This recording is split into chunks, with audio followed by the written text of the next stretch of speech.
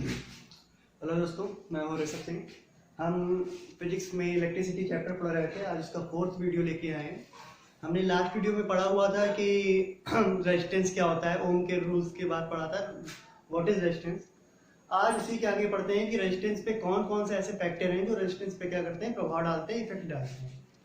तो factor affecting the resistance, तो हमारे पास 4 ऐसे फैक्टर हैं, 4 ऐसे टर्म्स हैं जो क्या करते हैं, रेजिस्टेंस पे इफेक्ट डालते हैं। उनके बारे में आज पढ़ेंगे। तो पहला टर्म क्या होता है? पहला टर्म होता है टेम्परेचर। क्या है कि अगर किसी भी सब्सटेंस का, कोई भी सब्सटेंस है, उसके टेम्परेचर पे इंक्रीमेंट करा जाए या डिक्रीमेंट किया जाए तो उसके कंडक्टर पे, मतलब क्या होता है, उसके रेजिस्टेंस पे इफेक्ट पड़ता है।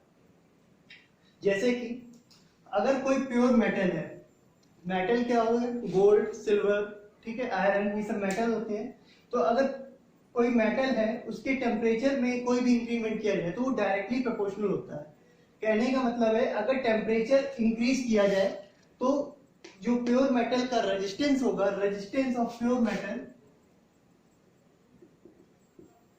Resistance of pure metal is also increases. Means अगर मान लीजिए पहले कोई एक ये मेटल है और इस मेटल का रेजिस्टेंस मान लीजिए 5 ओम है और टेम्परेचर नॉर्मल 10 डिग्री सेल्सियस हो, एटलीस्ट गैस कर लिया ऐसे।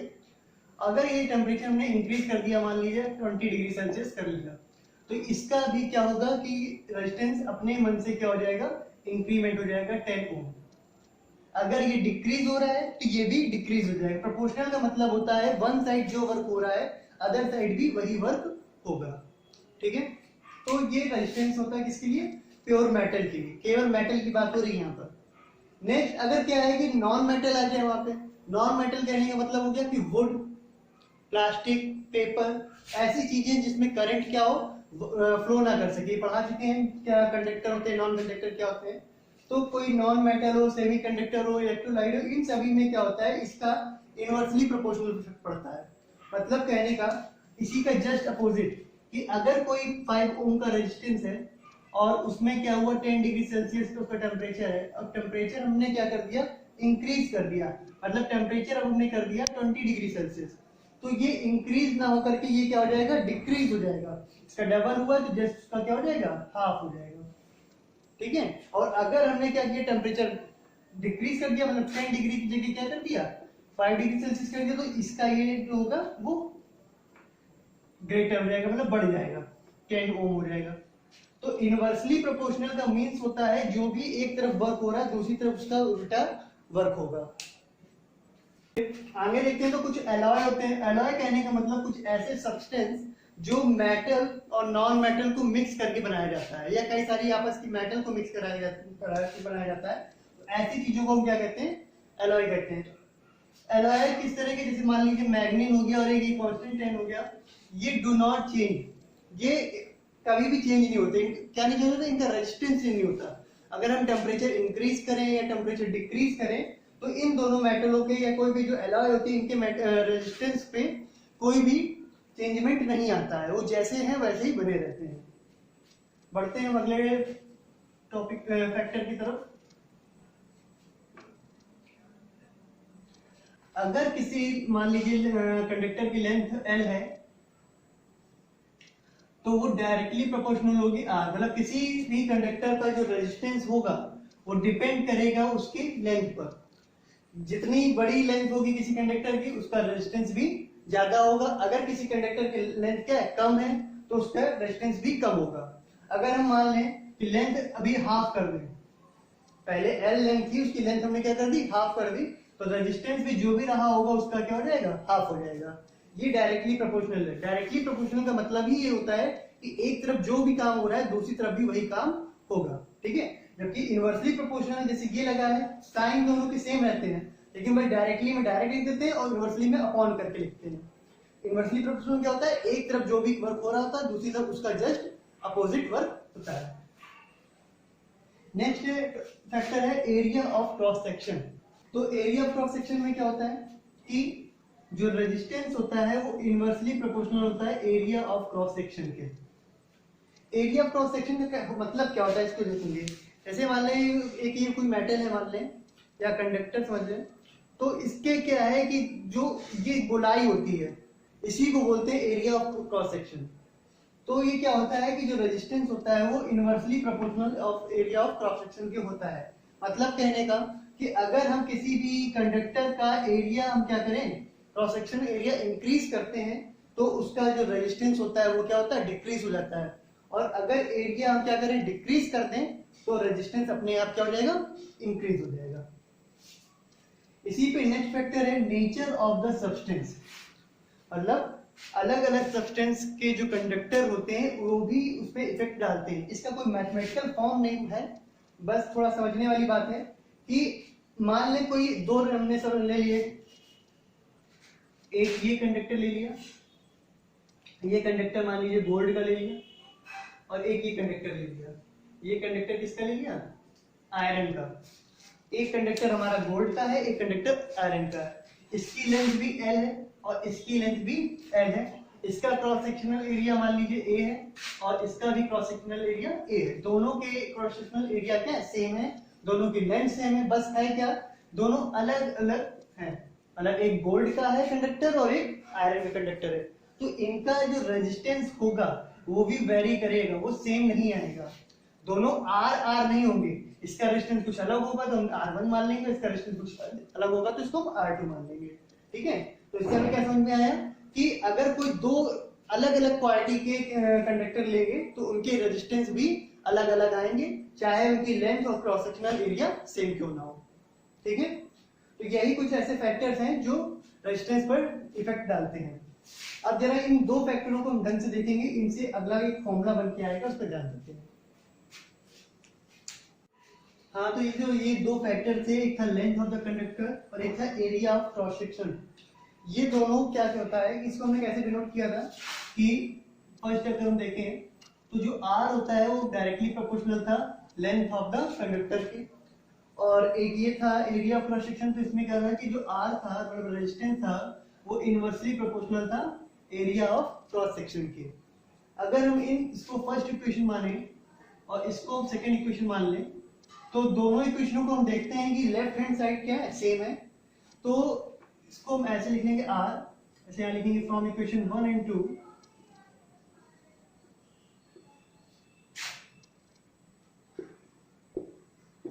क्या हो जाएगा, R proportional L upon A। ये ऊपर था तो ये ऊपर आया, ये अपॉन में था तो ये अपॉन में आ गया, मतलब डिनोमिनेटर बन गया। हम क्या करते हैं, कोई भी फॉर्मूला रीड करते हैं, पढ़ते हैं, तो उसमें क्या करते हैं कि प्रोपोर्शनल साइन कभी भी नहीं देखा होगा, V इक्वल IR, ठीक है, Q इक्वल IT, बीच में क्या आता है, इक्वल। तो इस प्रोपोर्शनल को हटाने के लिए हम यहाँ पे क्या लगाएंगे, R equal L upon A। अब डायरेक्ट प्रोपोर्शनल से इक्वल तो नहीं आ सकता, तो बीच में कुछ ना कुछ लगाना पड़ता है। यहाँ पर आता है ये P ऐसा होता है, बस ऐसे कर P बनाइए और थोड़ा सा ये लास्ट में घुमा दीजिए, इसको बोलते हैं रो। ठीक है, इसको क्या बोलते हैं, रो। ये हमारा एक फॉर्मूला बनता है R equal rho L upon A। जहां जो रो होता है इसको बोलते हैं रेजिस्टिविटी, रेजिस्टिविटी या स्पेसिफिक रेजिस्टेंस। क्या बोला जाता है, रेजिस्टिविटी या स्पेसिफिक रेजिस्टेंस। ठीक है, और अगर हम स्पेसिफिक रेजिस्टेंस का फॉर्मूला निकालना चाहें तो भी निकाला जा सकता है। रो इक्वल ये इधर आ जाएगा R A अपॉन L। इससे यूनिट क्या बन जाएगी, इसकी यूनिट निकालें तो क्या होगा, R क्या है, रेजिस्टेंस है, रेजिस्टेंस की यूनिट क्या होती है, ओम। A क्या है, एरिया, एरिया हो गया मीटर स्क्वायर। लेंथ लंबाई की क्या होती है, ये भी मीटर होती है, मीटर से मीटर क्या हो जाए, कट जाएगा, तो इसकी जो यूनिट आएगी वो क्या है, ओम मीटर। ठीक है, रेजिस्टिविटी की यूनिट क्या होती है, ओम मीटर। अब उसके आगे देखते हैं, नेक्स्ट टॉपिक है स्पेसिफिक रेजिस्टेंस या रेजिस्टिविटी, जिसका फॉर्मूला भी निकाला था। इसको रो से डिनोट करते हैं, इसका नाम दूसरा भी है रेजिस्टिविटी। हिंदी में इसको बोलते हैं प्रतिरोधकता।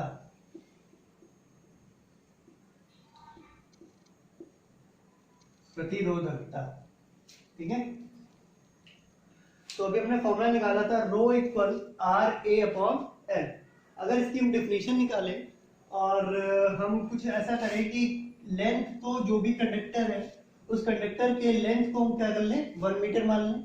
चालक जो है उसकी लंबाई को 1 मीटर ले लिया और उसके क्षेत्रफल को 1 मीटर स्क्वायर ले लिया, मतलब एरिया क्या कर लिया, 1 मीटर स्क्वायर कर लिया और यहाँ पे रखा। ये सब हमने सपोज किया है, माना है। तो जो 1/1 करेंगे तो 1 का कोई फर्क नहीं पड़ना है और रो इक्वल आर आ जाएगा। अगर यहाँ से हम डिफिनीशन बनाना चाहें तो क्या होगी कि the specific resistance of a substance of a conductor is equal to the resistance. किसी भी सब्सटेंस का, मान लीजिए सब्सटेंस है जिसका जो लेंथ है वो क्या है, 1 मीटर है और एरिया 1 मीटर स्क्वायर है। तो किसी भी सब्सटेंस का जो स्पेसिफिक रेजिस्टेंस होता है वो उसी सब्सटेंस के रेजिस्टेंस के इक्वल होता है। लेकिन कब इक्वल होता है, जब उस जो कंडक्टर है उसकी लेंथ क्या हो, 1 मीटर हो, चालक की लंबाई क्या हो, 1 मीटर हो और इसका क्षेत्रफल मतलब क्रॉस सेक्शनल एरिया जो है वो क्या हो, 1 मीटर स्क्वायर हो। ठीक है, अगर ये दोनों कंडीशन मैच कर रही हैं तो जो उसका रेजिस्टेंस होगा, जो चालक का, जो कंडक्टर का रेजिस्टेंस होगा, वही क्या होगा, इसका स्पेसिफिक रेजिस्टेंस या प्रतिरोधकता होगी। डेफिनेशन एक बार फिर से देखते हैं। The specific resistance of a substance of conductor is equal the resistance of wire of 1 metre length and 1 metre square cross sectional area. ठीक है, कि किसी भी कंडक्टर का जो स्पेसिफिक रेजिस्टेंस होता है वो उसके क्या, उसके रेजिस्टेंस के ही इक्वल होता है।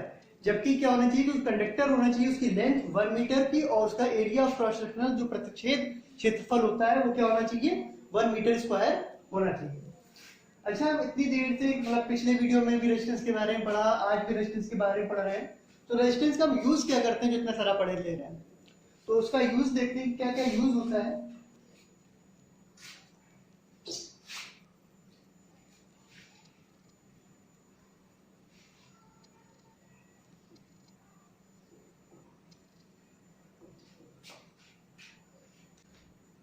क्या है uses of resistance.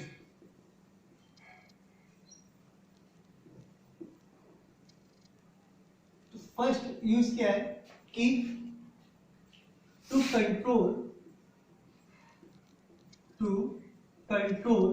The current.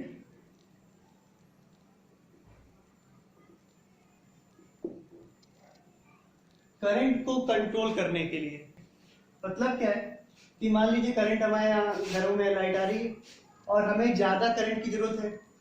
ठीक है, करंट की क्या है, हमें आवश्यकता जो है वो नीड है वो ज्यादा है।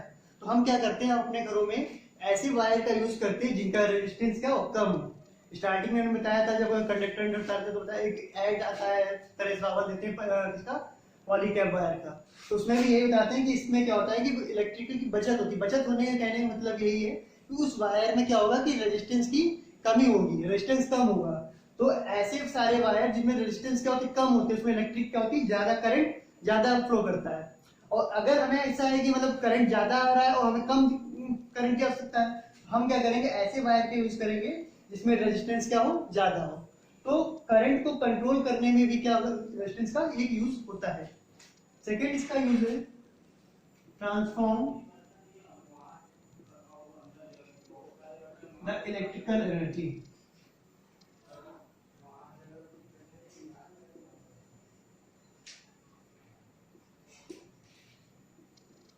इसका क्या मतलब हुआ, देखा होगा कि बल्ब में वायर लगे होते हैं, मतलब अंदर उसके होता है, और हीटर होता है तो उसमें भी वायर्स होते हैं। तो उसमें होता है क्या कि उसमें करंट जाता है, मतलब इलेक्ट्रिकल एनर्जी आती है, लेकिन उसमें क्या होता है, जैसे हीटर में वो किसमें कन्वर्ट होता है, थर्मल एनर्जी, हीट में। जबकि बल्ब में किसमें यूज होता है, लाइट एनर्जी में। तो ये होता है किसकी वजह से, ये भी रेजिस्टेंस की वजह से होता है। तो रेजिस्टेंस और एक और क्या काम करता है कि इलेक्ट्रिकल एनर्जी को थर्मल एनर्जी और लाइट में भी कन्वर्ट कर देता है। तो जो रेजिस्टेंस है वो उसके दो यूज होते हैं। पहला यूज क्या होता है कि करंट को कंट्रोल करता है, दूसरा यूज क्या होता है कि इलेक्ट्रिकल एनर्जी को चेंज करने में भी हेल्पफुल होता है। ठीक है, अच्छा, एक चीज इसमें और ध्यान रखें कि जो वोल्टमीटर होता है,